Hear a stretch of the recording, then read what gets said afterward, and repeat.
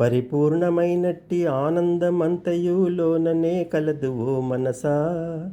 బాహ్య దృష్టిని వదలిలోని దృష్టిని బడసి ఆనందమొందుము మనసా.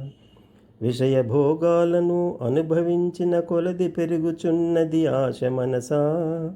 వైరాగ్యమును భూని విషయాలనరికట్టి ఆత్మానుభవమందు మనసా. దేహాది వస్తువుల అందచందము చూచి బుబ్బిపోవగనేల మనసా. త్వరితముగా అవి అన్ని మట్టి అయిపోవునని వేగముగా తెలుసుకో మనసా. పాశంబుగైకొని యమదూతలే తెంచ రక్షించు వారెవరు మనసా.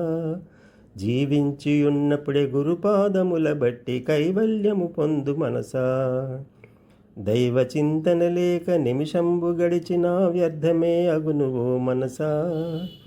సావధానుండవై ఇకనైన నీవిప్పుడు జైవాన్ని చింతించు మనసా.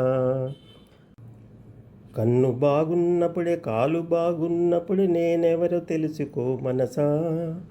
అంగంబులన్నీయు శిథిలములు కానప్పుడే దైవ కార్యము చేయి మనసా.